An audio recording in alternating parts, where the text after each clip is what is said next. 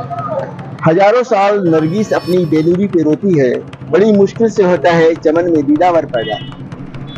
बाबा साहब भीमराव अंबेडकर के बारे में ये बात पूरी तरह से सटीक लागू होती है। और आज उनके इस स्थल पे जहाँ पे उनकी एक स्टैचू रखी हुई है, वहाँ पे आज लग रही लगातार लोगों की आ रही भीड़ और लोगों द्वारा चढ़ाया जा रहा श्रद्धा सुमन इस बात को पूरी तरह से बताता है, मतलब चरितार्थ करता है कि उनके जो ये कविता लिखी गई है वो उनके ऊपर पूरी तरह से परफेक्ट लागू होती है। नमस्कार, मैं विनय पांडे। आपने देखना शुरू कर दिया है मुरादी चौपाल। आज है बाबा साहेब भीमराव अंबेडकर की जयंती और यहाँ पे मैं मौजूद हूँ रायगढ़ के अंबेडकर चौक के पास, जहाँ पे उनकी मूर्ति लगी हुई है, प्रतिमा स्थापित है और यहाँ पे सुबह से ही लगातार लोग आते जा रहे हैं और जिसमें बहुत सारे आम नागरिकों के अलावा, आम नागरिक तो खैर अपनी श्रद्धा से आ ही रहे हैं, लेकिन इसके अलावा भी बहुत सारे राजनीतिक दलों के लोग हैं जो कई बार बाबा साहेब के जो विचार हैं उनको न भी मानते हैं, वो लोग भी आ रहे हैं, मानने वाले लोग हैं वो भी आ रहे हैं। तो भारत की राजनीति में बाबा साहब अम्बेडकर एक मिथक के रूप में है, जो चाहते या न चाहते हुए भी आपको उनको मानना ही होगा। चाहे आप उनकी कितनी भी परोक्ष रूप से खुल करके, आज कोई भी राजनीतिक पार्टी इस स्थिति में नहीं है कि खुल करके बाबा साहब के विचारों की विरोध कर सके या उनके खिलाफ बोल सके। तो इस तरह की जो राजनीतिक परिदृश्य है उसको बनाने में बाबा साहेब भीमराव अम्बेडकर जी की बहुत बड़ी भूमिका रही है, ताकि जो एकदम से समाज में जिनको सबसे नीचे ढकेल दिया गया था, हालांकि इस बात में बहुत सारा विरोधाभास भी है। वो पहले सबसे ऊपर थे, लेकिन उनको कुछ लोगों ने नीचे ढकेल दिया। कुछ लोग कहते हैं कि नहीं, बहुत दिनों से ये सिस्टम बना हुआ था। कुछ लोग कहते हैं कि नहीं, बाद में कुछ लोग बाहर से आए, उन्होंने इस सिस्टम को बनाया। हालांकि हम आज का जो सब्जेक्ट है ये नहीं है। तो ये जो लेकिन बाबा साहब भीमराव अम्बेडकर ने जिस सिस्टम को बनाया, उस सिस्टम को तोड़ पाना आज के, कम से कम आज के राजनीतिक परिदृश्य में बहुत ही ज्यादा मुश्किल है। हमारे साथ यहाँ मौजूद है लीलाधर बालू खूंटे, जो उनके विचारों के बहुत अच्छे अनुयायी हैं और हमेशा बढ़ चढ़ करके उनके जन्मदिन हो या उनके निर्वाण दिवस हो, उस पर बहुत कार्यक्रम वगैरह करते हैं।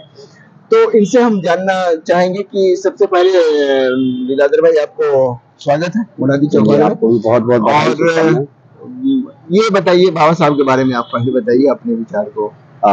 मैं आप सबको, जितने भी इस भारत देश में जन्मे समस्त संतों गुरु महापुरुषों के चरणों में नमन करते हुए, आज बाबा साहब भीमराव अम्बेडकर भारतीय संविधान के निर्माता विश्व ज्ञान दिवस के रूप में हम लोग भारत देश में सभी लोग मनाते हैं। और आज जन्म जयंती को रायगढ़ में बड़े हर्षोल्लास के साथ मनाया जा रहा है, जिसमें रायगढ़ में आप देखेंगे कि पूरे चारों तरफ जो है फ्लैट लगे हुए हैं। हम देख रहे हैं कि चारों तरफ डीजे लगाए गए हैं, कई सारे जगह स्टॉल लगाए गए हैं और तमाम तरह की ऐसी तैयारियां हैं, जिसमें हम अभी शाम के 4 बजे जो है हमारी रैली है, जो रमिंदा मैदान से शहर के मुख्य मार्ग होते हुए जो है अम्बेडकर चौक में आएगी। और तमाम जितने भी हमारे जो बहुजन समाज के मानने वाले लोग हैं, भारतीय संविधान पे जो आस्था रखने वाले लोग हैं, वो सभी का जो है यहाँ पे जो है एक मंची कार्यक्रम होगा, जिसमें बाबा साहब अम्बेडकर की जीवनी को लेकर के, उनके संघर्षों को लेकर के, भारतीय संविधान पर और बहुजन महापुरुषों के विचारों को लेकर के यहाँ पे एक संगोष्ठी आयोजित की गई है, जिसमें हमारे समस्त जितने भी अधिकारी कर्मचारी जो है उपस्थित होंगे और हमारे जो समाज के जो बुद्धिजीवी वर्ग है वो सब भी आज उपस्थित हो रहे हैं, आ रहे हैं। और ये बड़े हर्षोल्लास के साथ हम देख रहे हैं कि बाबा साहब भीमराव अम्बेडकर जी की 132वीं जयंती मना रहे हैं। जैसा कि बड़ा ही दुख का विषय है कि आज भारत में भारतीय संविधान के आधार में जितने भी हमारे जो निहित अधिकार हैं, चाहे वो आज देखेंगे कि शिक्षा की जो स्थिति है, आप देख सकते हैं कि शिक्षा को बेचा जा रहा है। आप देखेंगे कि बेरोजगारी दिन ब दिन बढ़ते जा रही है, जबकि भारत के संविधान में शिक्षा का भी स्तर को पूरा बरकरार रखा गया है।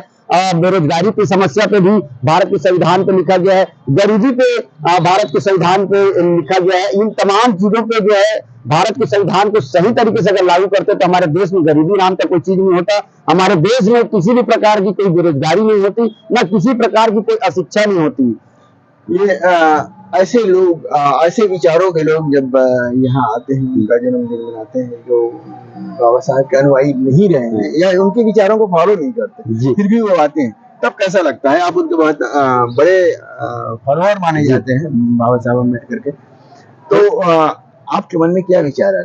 मैं, मेरे तमाम जिन वो जो भारतीय संविधान पे जो आस्था रखते हैं, जो विश्वास रखते हैं, मैं उन लोगों को मैं कहना चाहता हूं कि वो अगर एक दिन भी अगर बाबा साहब अम्बेडकर के जो विचारों को नहीं मानते, वो माल्यार्पण करते हैं और 365 दिन में 364 दिन वो अपने घर में जाकर के काम करते हैं, तो मेरे बहुजन समाज में जो बहुजन विचारधारा को आगे बढ़ाने वाले लोगों से मेरा निवेदन है कि आप भी ऐसा काम करें जिससे उनके एक दिन उनका काम, मतलब उनको लगता है कि हमारे पास आकर के बाबा साहब का अनुयायी बन जाते हैं और हमारे लोगों को जो वोट बटोर करके जो है संसद और विधानसभा में जाते हैं। तो मैं अपने जो जनता को मैं समझाना चाहता हूं कि आप भी एक ऐसा स्थिति समन्वय बनाएं जो आप उनके कार्यक्रम में जरूर जाएं, एक दिन जाएं, लेकिन 364 दिन आप अपने विचारधारा के लिए काम करें।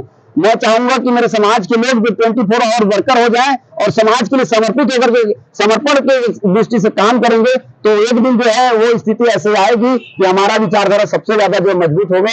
और आज स्थिति ऐसा है जिनको हमारे जो दुश्मन है उनको भी आने के लिए यहाँ पे मजबूर कर दिया गया। ये बाबा साहब के विचार हैं। यहाँ बहुत सारे फ्लैग्स लगाए हैं, बहुत सारे महापुरुषों के वो पोस्टर लगाए गए हैं, उनके चित्र लगाए गए हैं, जिसमें मान्यवर काशीराम से लेकर के सबसे पहले भगवान बुद्ध है, इसके बाद फिर ये रविदास जी और तमाम लोग, लेकिन फूलन देवी का भी लगा हुआ है पोस्टर। तो उस पर क्या कहना चाहेंगे? देखिए, मैं आपको बता देता हूं कि आपने सबसे पहले बोला काशीराम साहब, मैं आपको काशीराम साहब के बारे में बता दे रहा हूं। ये हमारे काशीराम साहब हैं जो भारत देश में संविधान को आज अगर भारत देश में उसकी पुस्तक को भी अगर जान रहे हैं, देख रहे हैं, अगर बाबा साहब अम्बेडकर को अगर आज हम लोग पहचान रहे हैं, उनके विचारधारा को जान रहे हैं, तो सबसे पहले हम काशीराम साहब को नमन करते हैं कि भारत देश में साइकिल चला करके जन जन तक, एक लोगों तक ये बाबा साहब अम्बेडकर के विचार को पहुंचाने का काम किया। मैं ऐसे मेरे राजनेता को मैं नमन करता हूं, वो ऐसे विचार के व्यक्ति थे जिन्होंने जो है इतने जो है संघर्षों से जो है आज हमको ये हक अधिकार पहचानने में जो है हमको सहयोग प्रदान किया। बाद में आता है बात, आपने बताया फूलन देवी जी के बारे में, तो फूलन देवी जी के बारे में मैं आपको बता दें तो वो हमारे क्रांति ज्योति के प्रतीक हैं। अगर आपके साथ अन्याय अत्याचार और शोषण होता है तो आपको किसी भी प्रकार के उस अन्याय अत्याचार शोषण को बर्दाश्त नहीं करना, उसका जवाब ईंट के जवाब जो है पत्थर से देना है। ये सिखाती हमारी फूलन देवी जी। और मैं हमारे जितने भी हमारे बहुजन नायिका हैं, वो तमाम बहुजन नायिका जो है हमको शिक्षा से लेकर के हमारे समस्त जो है हक अधिकार को बताने का काम किया। मैं समस्त बहुजन नायिका को जो है नमन करता हूं। और आज इस जयंती के उपलक्ष्य में मेरी तरफ से एक संदेश है, मैं आप सबको मैं अपना दुख व्यक्त करता हूं कि आज भी हमको बाबा साहब अम्बेडकर को जो किताबों में जगह नहीं मिल पाया है, आज भी उनके विचार को आज भी कहीं भी हम अंकित नहीं कर पा रहे हैं, क्योंकि आज इतना देश इतना विकसित है। बाबा साहब अम्बेडकर के जो बौद्ध धर्म अपनाने के समय में जो 22 प्रतिज्ञाएं ली थी, उस 22 प्रतिज्ञा को इतना तकलीफ है लोगों को कि बाबा साहब की 22 प्रतिज्ञा को भी हम लिखने के पहले सोचना पड़ रहा है। तो आज इस स्थिति में है समाज कि एक अलग विचारधारा के जो कट्टरवादी, जो कट्टरपंथी विचारधारा के लोग जो है हमारे जो है इस समाज को तोड़ने का, उसको अलग दिशा में सौहार्द बिगाड़ने का काम कर रहे हैं। इस समाज की इस विचारधारा को आप सबको समझना पड़ेगा, जैसे कि देख रहे हैं। धन्यवाद यादव भाई। ये बानू खुटे जी हैं, इनको प्यार से लोग बानू खुटे बोलते हैं यहाँ पे, पूरे शहर के लोग इनको बानू खुटे बोलते हैं। तो बात ये है कि जब तक जातिवाद है, जब तक आपके जहन में जाति नाम का कीड़ा काट रहा है, जब तक आप ऊंच नीच पे बात करते हैं, जब तक आप अस्पृश्यता छुआछूत की बात करते हैं, जब तक आप धर्म के नाम पे भेदभाव की बात करते हैं, जब तक आप एक दूसरे को नहीं देख रहे हैं या नफरत की बात करते हैं, नफरत की राजनीति करते हैं, तब तक आप बाबा साहब भीमराव अम्बेडकर जी को फॉलो नहीं करते हैं ठीक से। और उनको फॉलो करने का मतलब ये है कि आप जात पात ऊंच नीच और या किसी भी तरह के भेदभाव से खुद को परे रख लें। जब उन्होंने बौद्ध धर्म को अपनाया था, उस समय भी उन्होंने कहा था कि जो बौद्ध धर्म इसलिए अपना रहे हैं ताकि वो बुराइयों से दूर हो सके। उनका ये कहना था कि मैं भले किसी जाति में पैदा हुआ हूँ लेकिन मरूंगा उस जाति में नहीं।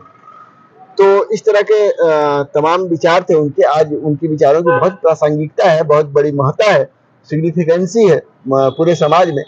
और यही कारण है कि लोग उनको मानने वाले हों या न मानने वाले हों, यहाँ आने को और पुष्पांजलि अर्पित करने को, श्रद्धा सुमन अर्पित करने को मजबूर है। तो बाबा साहेब भीमराव अम्बेडकर को नमन करते हुए आपको धन्यवाद देते चले और सबको बाबा साहेब भीमराव अम्बेडकर की जयंती की बधाई। और आशा ही नहीं, पूरा विश्वास है कि आने वाले दिनों में आप ऊंच नीच और किसी तरह के इस तरह के भेदभाव से अपनी मानसिकता को मुक्त रखेंगे। धन्यवाद। देखते रहिए मुनादी चौपाल और इसे सब्सक्राइब कीजिए, लाइक कीजिए। अगर आपके जहन में कुछ सवाल है तो कमेंट बॉक्स में कमेंट कीजिए, हम उसका उत्तर जरूर देंगे। धन्यवाद। जय भीम।